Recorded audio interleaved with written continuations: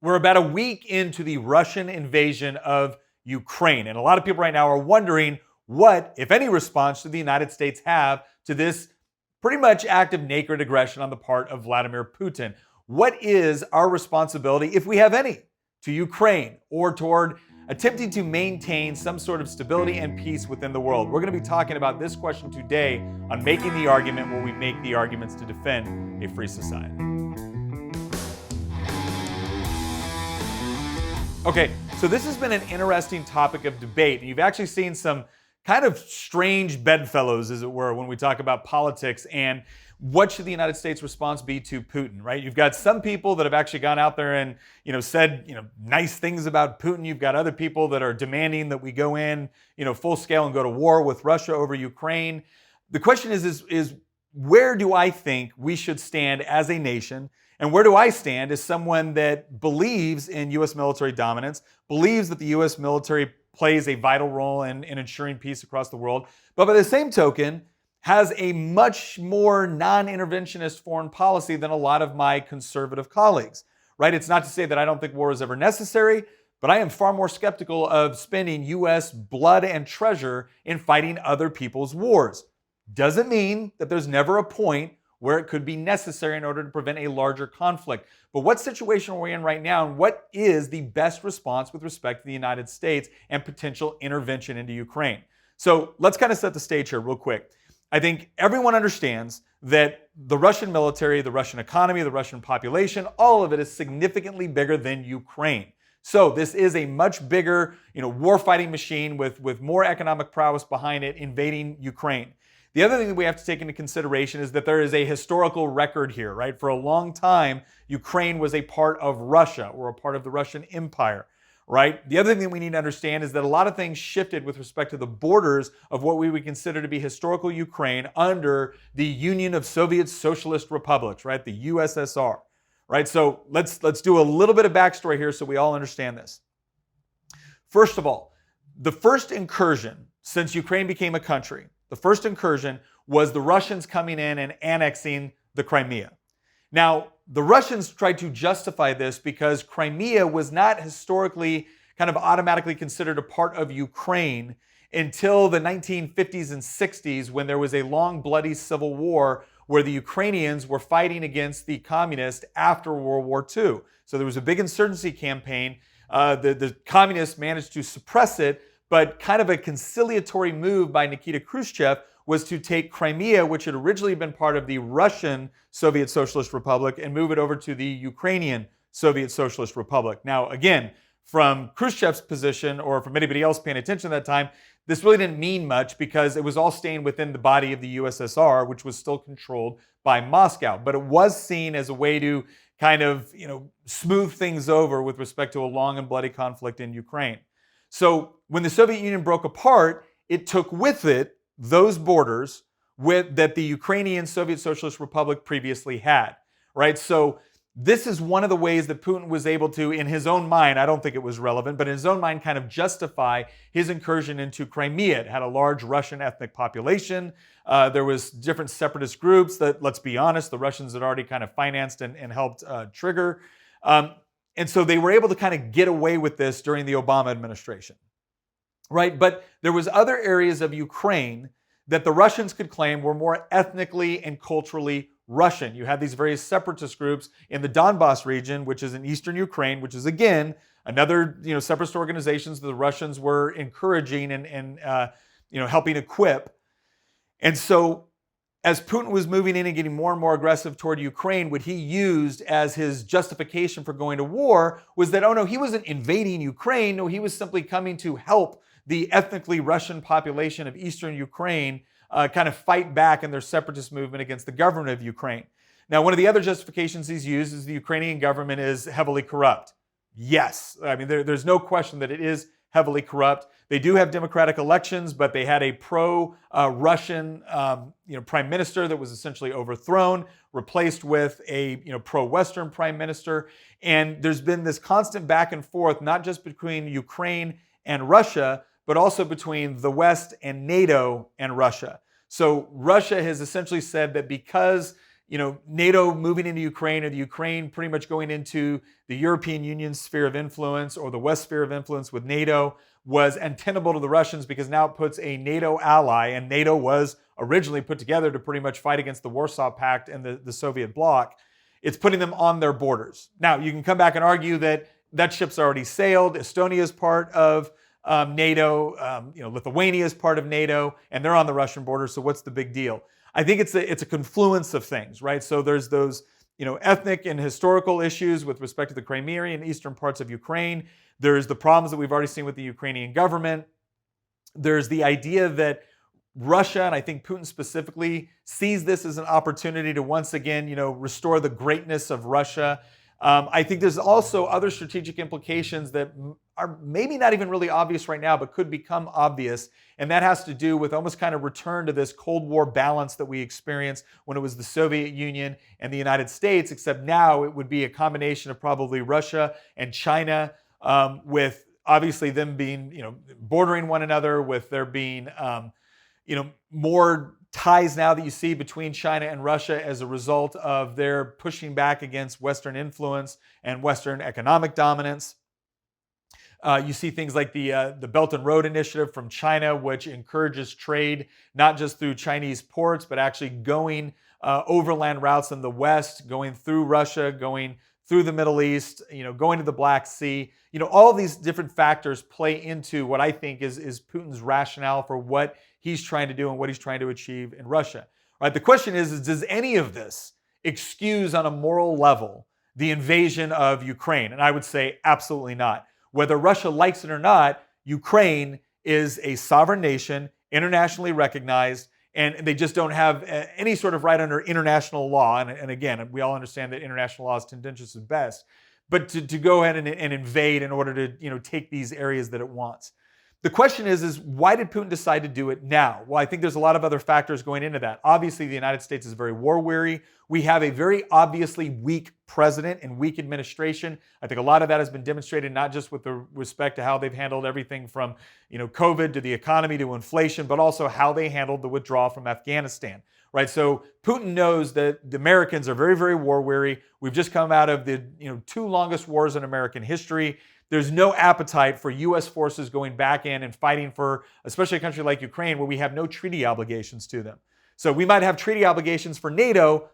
Ukraine's not a part of NATO. So I think Putin thinks that if he operates quickly and he takes a sizable part of the Ukraine in one foul swoop, that he can probably show up to the negotiating table. He can hand certain portions back. He can keep other portions that he wants. He comes off looking like he was a big Russian strongman that rejuvenated the pride of being Russian by fighting a war in order to rescue ethnic Russians within Ukraine and save them from a corrupt government, etc. Right? Not to mention the fact that at that point he would also push back against the United States, while probably also fostering closer economic ties with China and not be as dependent on the West for things like, selling oil or natural gas or things of that nature, right? It's not to say that he wants to stop selling it, but he doesn't want to be dependent on things like SWIFT, which allows for quick financial transactions and the exchange of currencies and whatnot.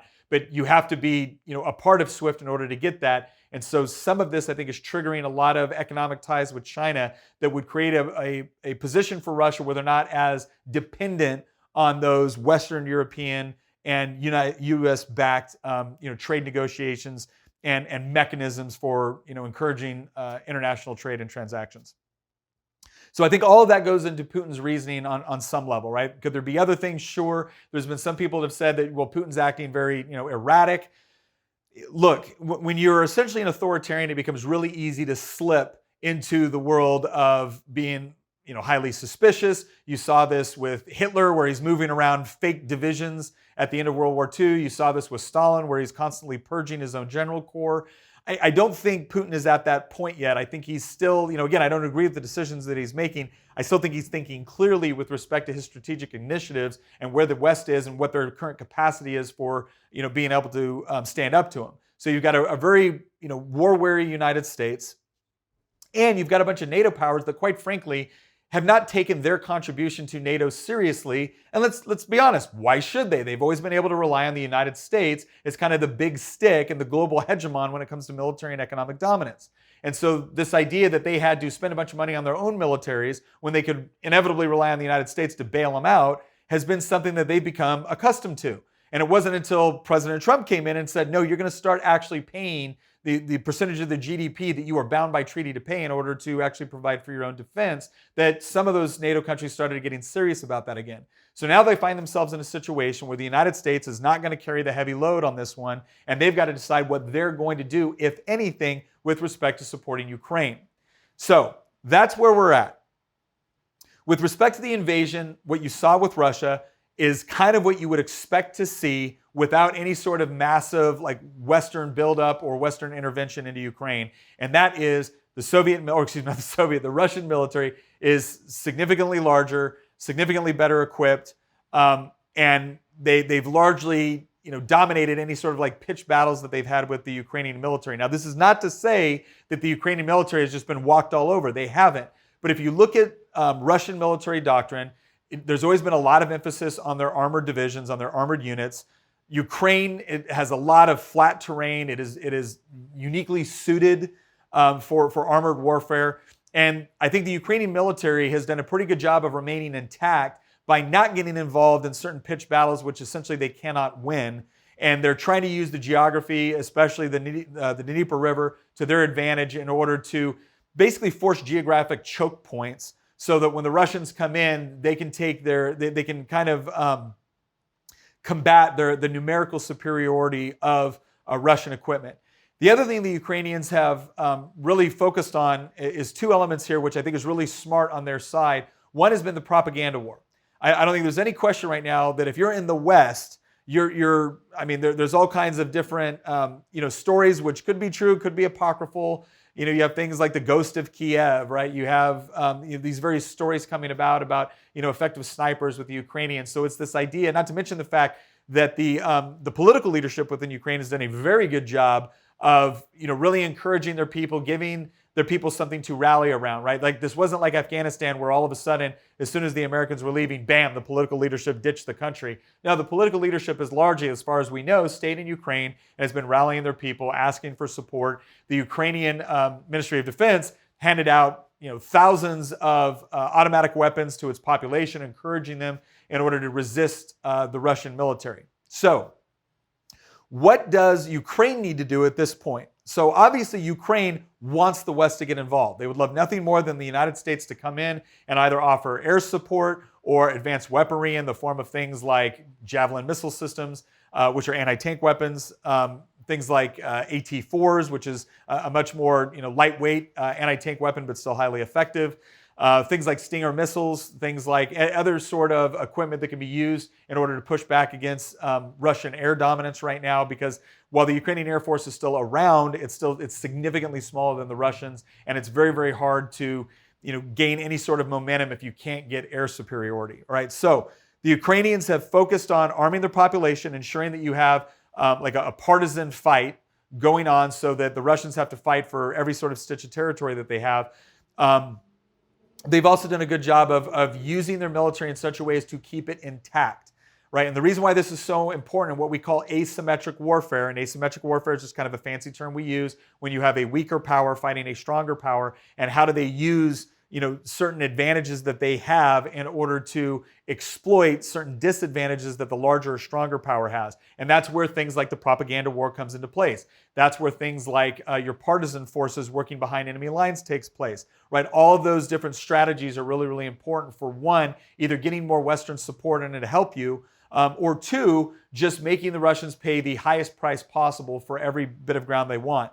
The Russians, on the other hand, are engaging in like straight up maneuver warfare. They're trying to move as far and as fast and to take as much territory as possible in order to get to a place where they have a significant strategic advantage and then puts them in a really good position for negotiation. So for instance, if they were able to, they've rolled over a significant portion of the eastern part of the country, but they're still running into geographical problems with the river, with the Dnieper River going through the center of the country.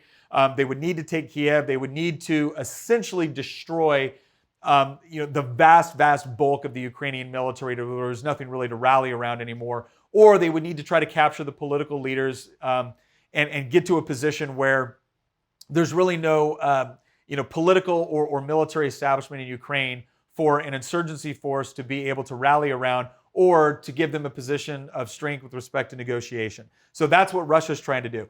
Here's what Russia's found out. Yes, opening invasion, when you're setting the time where you get to attack, you know where you're going to attack, with what, and you get to choose all of that, you can make really quick gains, and that's what you saw the Russians doing. However, I don't think they got as far as they wanted. And I think you're starting to see that in the south of the country with Crimea, where they took everything they wanted right away, but they got held up with the river. You're seeing the same thing in the north where it's getting bogged down. The other thing that you're going to start to see is as the Russian military move past these population centers, yes, the Ukrainian military might have moved out of those population centers. That doesn't mean the fighting has stopped. And one of the biggest things that you learn in this sort of type of warfare, the United States has had to learn this lesson several times over, just because you've destroyed or just because you've removed certain elements or you've taken the field doesn't mean the fighting stops when you have a population that is willing to fight against you. And a halfway decent equipped partisan force fighting in an urban area can extract a huge toll, right, on another military force, right? Because all of a sudden, this isn't about moving your tanks as quickly as possible to destroy your enemy's tanks. Now you've got tanks that have to maneuver within city blocks where the partisans have a lot of advantages with respect to where they can hide, with respect to the sort of weapon systems that they can use. Again, they don't even necessarily need to destroy the tank, right? If they can stop a tank in place, if they can cause more forces to have to come back and repair it, that's a win. The other thing that partisans tend to do in urban areas, which is a really smart move, is you don't attack the tanks, you attack supply lines. You attack softer targets. You basically take again, this is the asymmetry, right? You take the advantages that you have within weapons and the fact that you can move quickly, you know the terrain that you're fighting in, you can use it to your advantage, and then you find the soft targets that are used usually around your supply network for the invading force, and you start hitting those really hard, because what it does is it requires the maneuver force to start dedicating more and more combat troops to protecting their supply lines as opposed to being at the tip of the spear fighting the Ukrainian military, right? And as long as Ukrainian partisans can continue to do that and do that effectively, you're going to start to see more and more troops drained after the front line in order to come back to defend that, or you're going to require more troops from Russia coming into the country in order to defend those supply lines. And a lot of times that's done with troops that might be conscripts, that might not be as well equipped. Whether it's their munitions that they carry or whether it's their the tanks or the APCs they have access to, right? So that's where you get the asymmetric advantage for the partisans in many respects. And again, if they do that effectively, what it will do is it will completely slow down the Russian advance. It gives the Ukrainian military the time to re-equip, reorganize, pick the places that they want to fight that give them the best advantage. It also drags out the war even longer to where now the West starts to consider what they're going to do in order to provide support to the Ukraine. It might not be troops, it might not be aircraft, but it might be supplies, right? It might be more food, it might be more ammunition. Like I said, it could be those Stinger missiles or Javelin anti-tank systems. It could be AT-4s. It could be just ammunition for AK-47s, et cetera. Like the more time that Ukraine has to be able to convince the West to either provide volunteers or supply, the better their position becomes and the worse Russia's position becomes. The other big thing that happens with a partisan fight, especially in the age where you have internet, where everyone has got a camera on their phone, is that the propaganda war becomes far more difficult for the Russians when you're trying to put down a partisan effort, because it automatically becomes this David and Goliath scenario that, quite frankly, the West loves, right? It's this idea of, like Miss Ukraine out there with an AK-47, and she might not even be anywhere around the fight, but if she's showing videos and she's willing to sit, she becomes a symbol for other Ukrainians to fight, right? It's the pictures of someone driving by in a car and throwing a Molotov cocktail at an APC and setting it on fire. Now, it might not even do a lot of damage, right? But once again, it helps with the propaganda war. It also creates an authoritarian guy like Putin to start to get very, very frustrated with his inability to control these areas and pacify them, which leads them to take more and more draconian measures. So that's more artillery shelling of civilian population centers that don't really have any significant military objectives other than trying to get to partisans. And the more innocents you are hurting, right, or the more partisans that you're hurting, the more it paints the picture in such a way that Russia cannot afford, not just for the Western population, it can't afford for elements of its own population. And one of the things that I think is important and willing to consider as we look at all of this is that the longer this plays out, the more Russian troops die, the more Russian equipment gets destroyed, the more it becomes clear that this is not going to be a quick victory and that they can get bogged down into an insurgency that they don't want to fight. The worse it becomes for the Russian economy, as their ability to sell goods diminishes, and they can no longer fund the private sector portions of their economy because all the money is now going into the invasion. The more you run into a situation where not only you have civilian unrest within Russia itself, but you also create a scenario where some enterprising Russian general or Russian politician sees this as their opportunity to potentially challenge Putin. And the moment that happens, now Putin not only has to worry about what's going on in Ukraine, he's got to actually worry about what's going on within Russia itself. And that becomes really, really problematic for him on an international stage from a propaganda perspective. So that's a once over the world on what's going on the ground. So we gave you some history. We gave you what's going on the ground.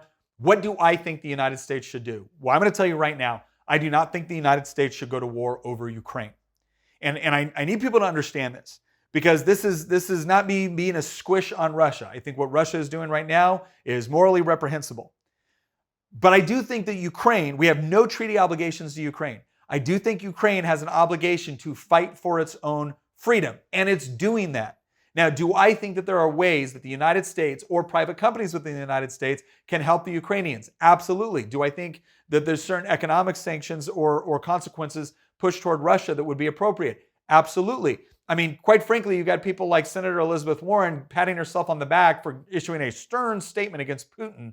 Well, let's ask the people of Ukraine, what do they appreciate more? Elizabeth Warren's feckless solidarity, or the fact that Elon Musk use Starlink in order to make sure that they still have internet within the Ukraine, right? These are the sort of ways that people can voluntarily, not because some government required them to, not because some government forced them to, but they can voluntarily use their resources in order to help the Ukrainians fight this fight. Now, there's other countries in Europe that might decide that because of Russia's proximity to them and the threat it poses to their security, they might want to become more militarily involved. Great. I think they should make that decision, and I think they should have to make it without relying on the United States expending blood and treasure to once again, fight against a despot in Eastern Europe that is threatening them. And I actually think that there's some beneficial consequences both for the Ukraine and for NATO and for the United States by us not fully declaring war and going into the Ukraine, or God help us, not declaring war and going into the Ukraine. I think, one, it reestablishes in the United States that we have to get back to the process for how we use to determine whether or not we go to war. And it can't just be because the president sees a threat. It has to be Congress fully involved and actually voting to declare war. I think if we put a heavy emphasis on that from both sides of the aisle, saying that regardless of what we do, we're not doing anything until Congress has actually voted on a declaration of war, if that's what you want to do. I think that's beneficial for the United States. I think the other thing that's beneficial for the United States is for Western Europe, who a lot of those countries in the UN have loved nothing more than slamming the United States, right? There's some exceptions, right? The UK has been a great ally. Australia's been a great ally, but obviously, they're not as concerned with what's going on in Europe right now. And there's been others, right? So I don't want to paint everyone with the same brush, but there's been a lot of countries in Europe that have gotten really used to relying upon American military supremacy for their security, that then turn around and trash us every chance they get. And quite frankly, I'm sorry, I don't care if this is obtuse or not. I think it's good for them to realize that there was a benefit to that U.S. military supremacy, and that they should be responsible to be good allies to the United States by actually providing for their own defense and not simply propping up their welfare states because the United States has got their back if they ever get in trouble. So I think a part of this is actually good for Europe to once again recognize that, or some countries in Europe to once again recognize they're also responsible for the security. It's not just on us. I think the other thing that's good for Europe is that they're going to recognize that. They're going to recognize that, look, you don't get to sit there and complain about the U.S. military, the U.S. Foreign policy, and not have the capacity to be able to defend your own borders or defend your allies. And so I think that will actually be good for Europe in the long run. Economically, I think this is also advantageous because Europe has been heavily dependent on Russian oil. It's been heavily dependent on Russian gas. I think there needs to be some alternatives. I think they need to realize that constantly doing deals with despots is not always a good idea. I think where this is good for the Ukrainian people is that there is something, one of the things the United States does when we get involved in wars is we don't just go in and assist, we take over the whole thing and we make it our war.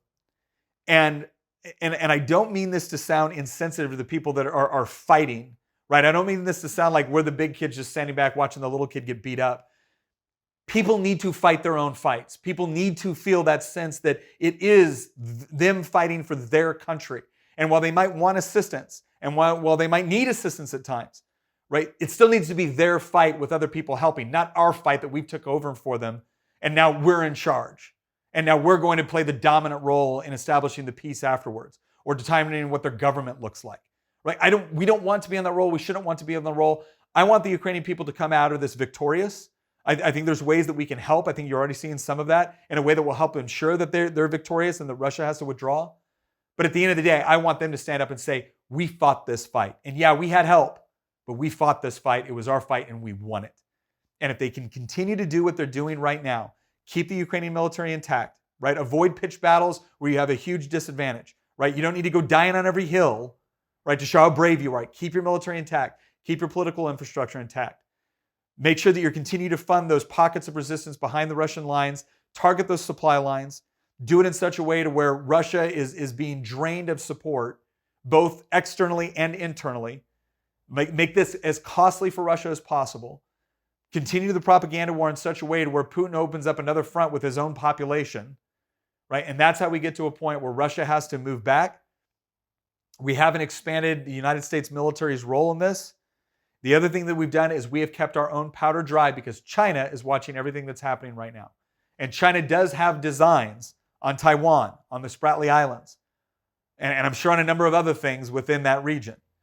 And the United States does have treaty obligations with South Korea, with Japan, with Taiwan, or the Republic of China, right? We do have treaty obligations there, and we need to make sure that we're able to live up to those treaty obligations. So I don't think we're going soft on Putin by saying that this is not a war that the United States needs to take over and be responsible for.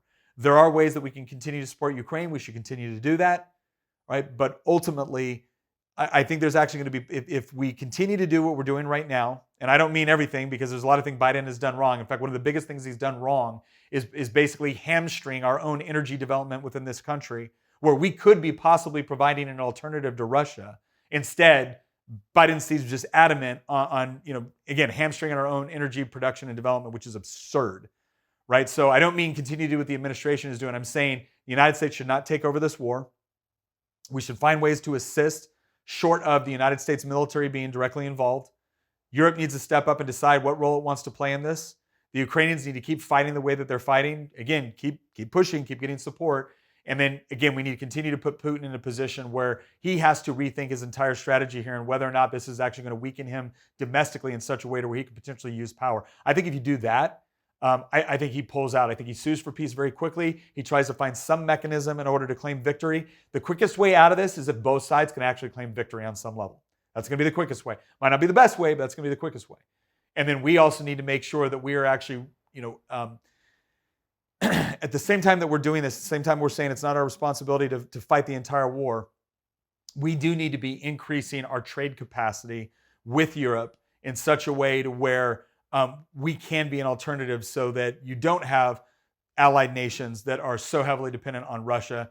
We need to also be reinforcing our commitments to allies that we do have treaties with so that we can also deter China from seeing this as an opportunity to go from saber rattling to actually engaging in an all-out war. All right, so that's the strategy according to Nick. Again, what's my credentials in this? Well, my specialty in the military was unconventional warfare and counterinsurgency, so I do know a little bit of something about what's going on in Ukraine right now and the various tactics that are being used.